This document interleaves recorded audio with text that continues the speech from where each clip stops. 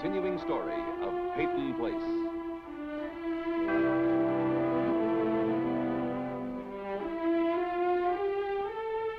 Starring Dorothy Malone as Constance Mackenzie, Ed Nelson as Michael Rossi, Mia Farrow as Allison Mackenzie, Ryan O'Neill as Rodney Harrington, Barbara Parkins as Betty Anderson, Tim O'Connor as Elliot Carson, Christopher Conley as Norman Harrington.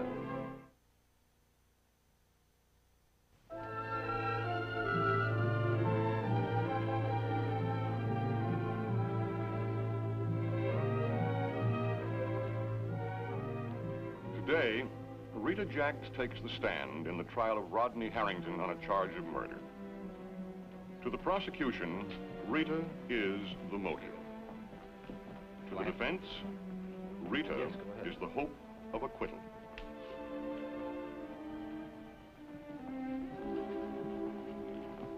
Dad?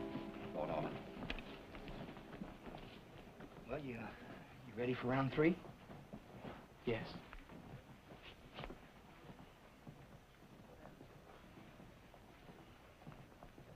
Stephen, I understand Fowler's going to put Rita on the witness stand. I thought she was going to be witness for Rod. There's only one set of facts, Norman. Evidently, Fowler wants to get first crack at them. You're going to question her too, aren't you? Yes. Excuse me. I think I should talk to her for a minute, too. I'll be right back.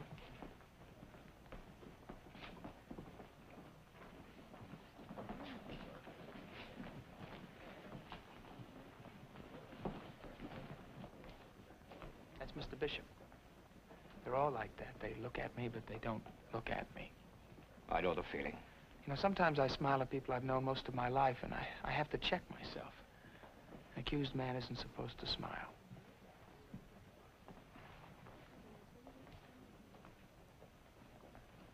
Just remember to answer Mr. Fowler directly and simply. Don't volunteer anything, but don't be evasive. That won't help anybody. Well, maybe we should go inside. Oh, Mr. Fowler told me to wait in his office till he called me. Do you know why? Oh, I think he was just trying to be considerate, Rita. I'll see you inside. And remember, when I'm talking to you in there, it's just me, okay? Thanks for the pep talk, Coach.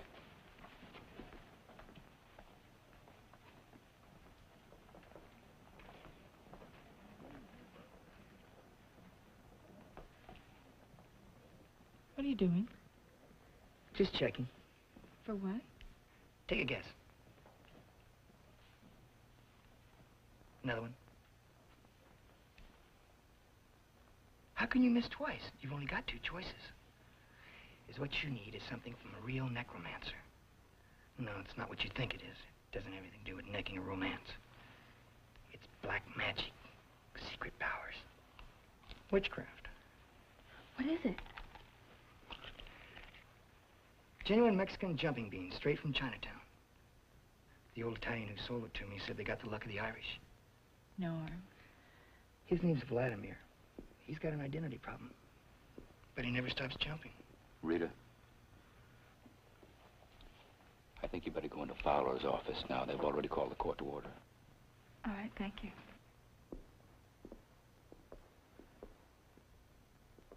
Rita, I've got on my lucky socks, too. The ones I wore on our first date. Try not to worry now.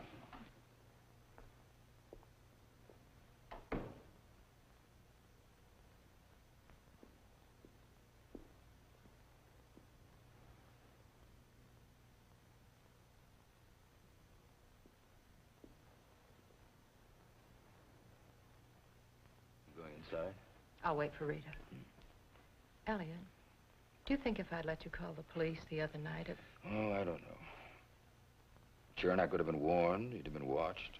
You warned him? Yes, I know. I warned him. A young pump roughing up a girl in front of a newspaper office. So I did my civic duty. I said, straighten up, Chernak. Try to act human. I figured I could straighten out a lifetime of hostilities because I could talk a little rougher than he could. And then I walked away from it. And I didn't want to admit that anything was wrong. More wrong than usual. Where I come from, you don't call the cops unless there's a malaria epidemic. But how can you tell when things start getting out of hand, Elliot? Kids won't tell you. I know, the kids won't tell you, but somehow you still have to hear all those words that are left unsaid. And as far as I was concerned, tragedy was something that happened to someone else. I guess I just got immune listening to people's troubles night after night. By comparison, we seem to be in good shape. The truth is, I just never tried to come to grips with it.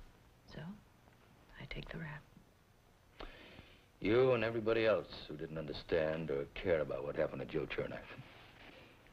I'm going inside. Elliot. Thanks.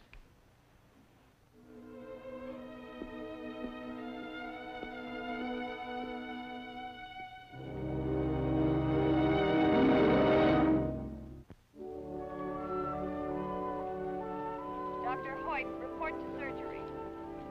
Dr. Hoyt, report to surgery. Well, come on.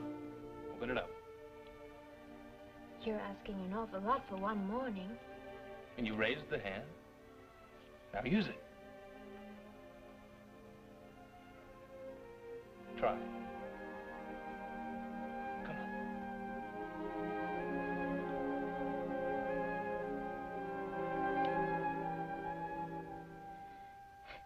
I can't.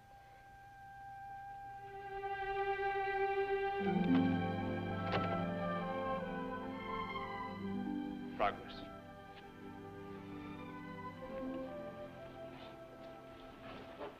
Hello? Excuse me, Miss Chernak. Dr. Rossi had an appointment with Allison. I know. He's due back from a house call any minute. He's just leaving. You're gonna have to stay here by yourself. I have to get back to the children. It's all right, I don't mind. I'll stay. Oh, no, Well, that's not please necessary. I'll be glad to. Thank you. All right. Goodbye.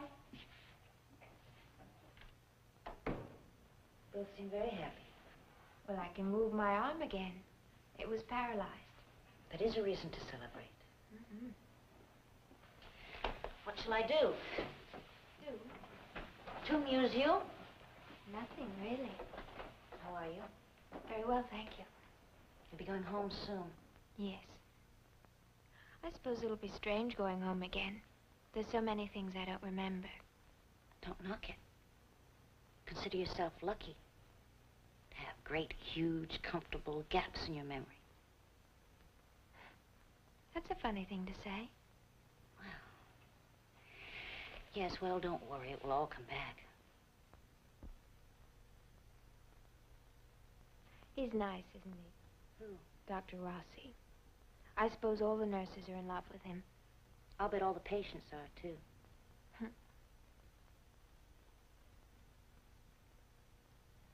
How did you first happen to come to work for him? Oh, that's a long story, Miss Mackenzie. I have lots of time.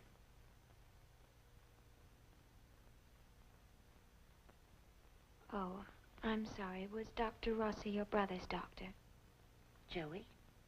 Yes, when he was sick. But I told you that he died, didn't I? Yes. I'm sorry. You probably don't want to talk about it. Dr. Rossi didn't take care of my brother. Oh. Let's change the subject. All right.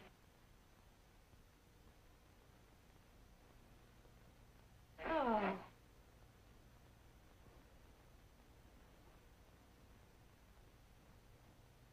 Where did these come from? They were delivered here by mistake this morning. I kind of fell for them. Miss Chernak, can I ask you something? What? Well, you know, when you've been around a place a long time, day after day, you kind of get used to the rhythm of things. Do you know what I mean? Well?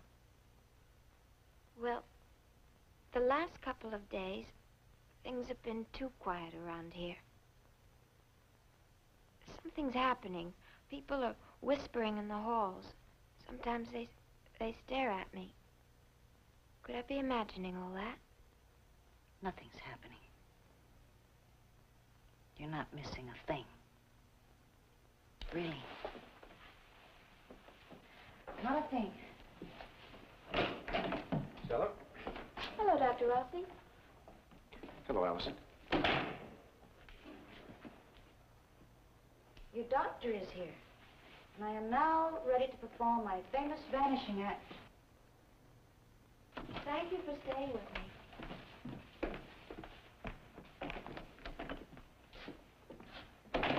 Excuse me a moment. Stella? Don't look now. Your distrust is showing. I was surprised. Apparently. She's my patient, Stella. What am I, the dragon lady? What did you think I was going to say to her? Look, I can't keep her waiting. Go on. Go on. Everybody is so protective. Don't worry about her. She's out of it. She's forgotten all the bad parts. She's going to have to remember something. Oh, do you think you're doing her a favor? Go on. Bring back all the dirt. Stella. What's the magic word? What's the word that's going to bring her back to the living? Love, hate, sex, death.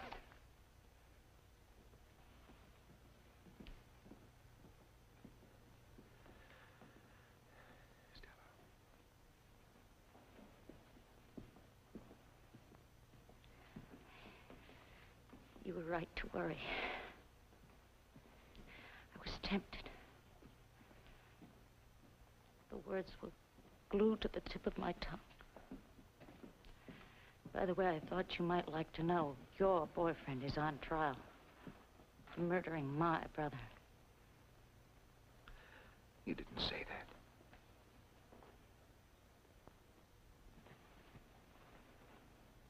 Maybe it's because I've so much to be grateful for these days.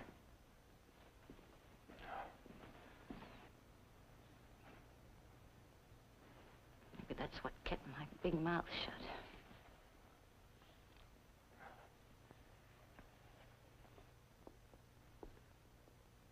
Mr. Gehring, please report to physical therapy.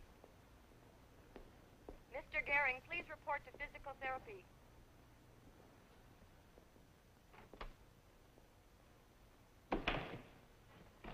I'm sorry it took so long. Doesn't matter. Suppose I should tell you why you're here. It might be a good idea. Basically, we feel that your loss of memory is due to some emotional shock, not from the accident. The things that are disturbing you are things that have been troubling you for a long time, even before the accident. What things? Well, this is what we're going to try and find out. How do we do that? We talk together. About what? Well, anything that comes into your mind. First, are you comfortable in that buggy? Unless you want me to lie down on the couch like they do in all the psychiatrist movies. Not unless you feel like it. No, thank you. I'm quite comfortable here. You don't look like a psychiatrist. I don't feel like a psychiatrist. I'm a friend. Yes. I have a surprise for you. Oh, Allison, that's wonderful. Well, Yeah. I suppose you'll be going home soon, then? Must really be looking forward to that. Of course. You been thinking about what it'll feel like, being home again? Do you mind these questions? That's why I'm here, isn't it? Oh, you're not still mad at me for bringing the psychiatrist in from Boston, are you? Of course not. He's gone, isn't he? Do you have anything special you want to talk about? No. You seem to have a little difficulty talking today. Isn't it funny that mouse keeps running around that wheel and going nowhere? Yeah, it's, sometimes people act like that mouse. They run around following a memory that leads nowhere. You ever feel like that? I expect so. May I go back to my room now? Well, we just Just begun. But you're not saying anything. Allison, look, we agreed to send a psychiatrist back to Boston because you were going to allow me to help you. Now, you're going to have to try and help yourself, too. All right, let's go back to talking about you going home. What comes to your mind now? Nothing. Well, think about it. What do you see?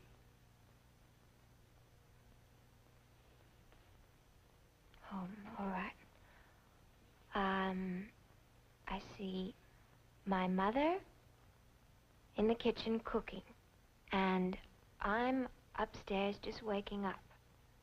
I smell the bacon frying, and I smell burnt toast, and I rush downstairs and I throw my arms around my mother and I say, there, Mother, don't cry. She gets very emotional over toast.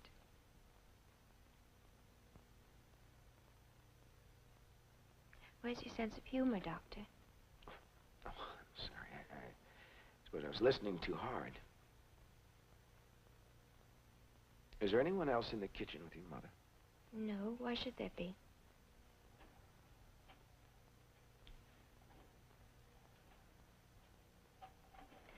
I'd like to go back to my room now. Why? I'm bored. Of course, I'm sorry. Let's change the subject, and let's talk about children. I like them. When you think of children, what's the first thing that comes to your mind? Her mother. And? What about her father? And her father also.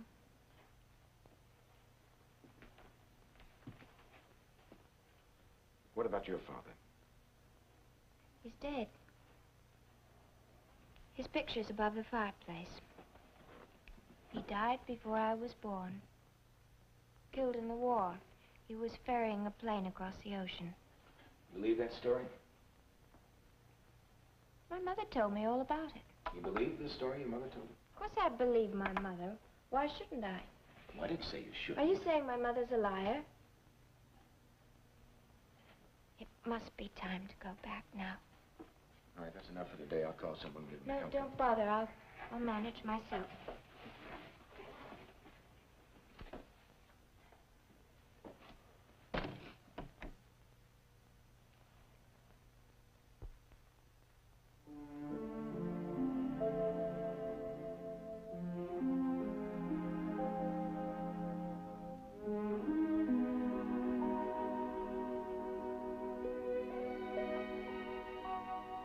What is it? What's wrong? My arm won't move. I can't move my arm anymore.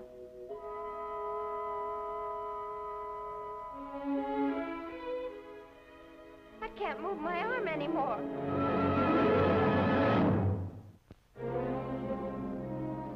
State your full name, please. Rita Charmaine Jacks. You may be seated, Miss Jacks. Thank you.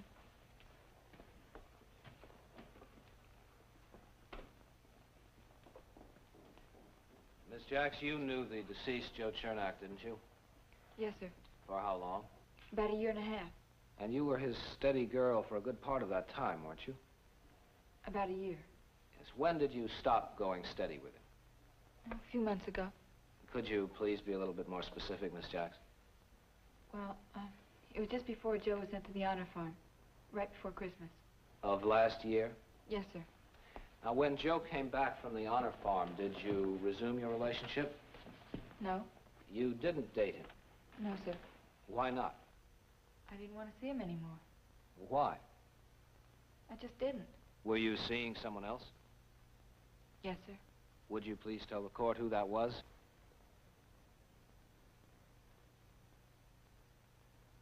Norman Harrington.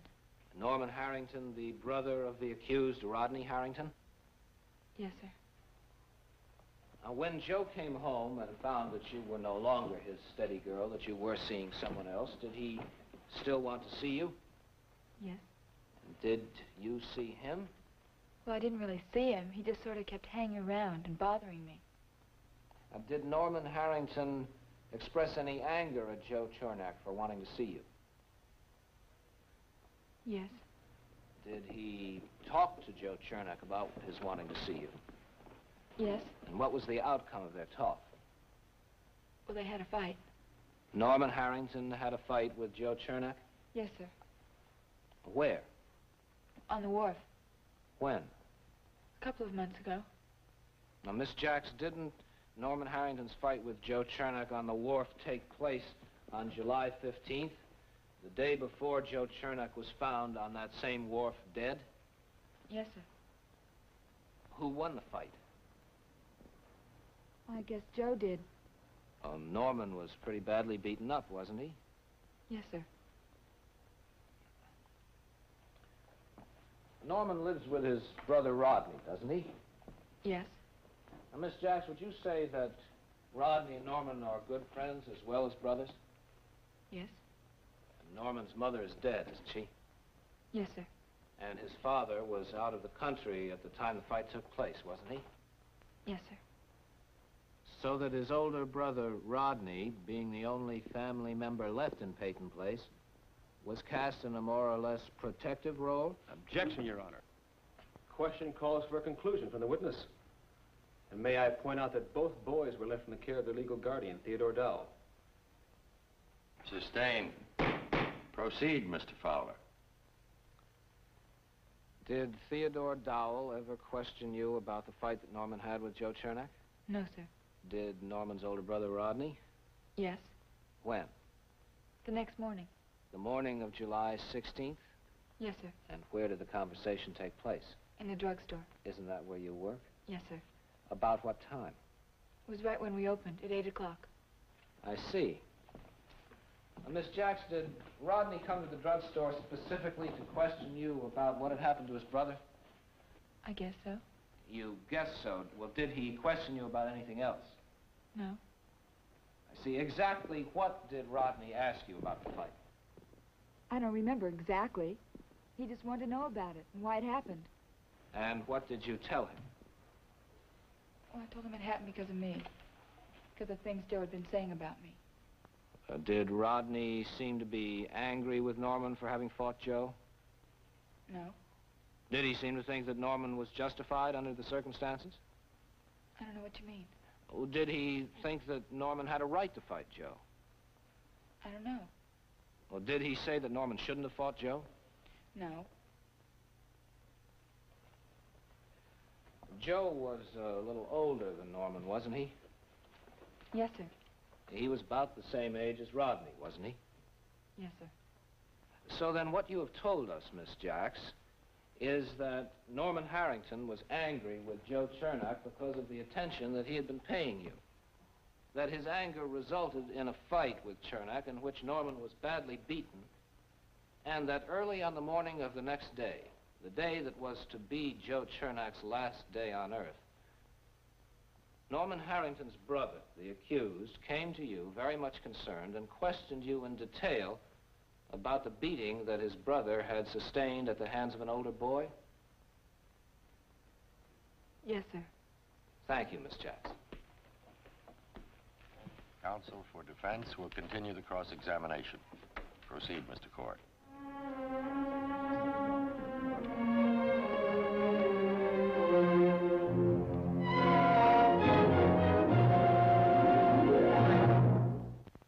Preview from the continuing story of Peyton Place.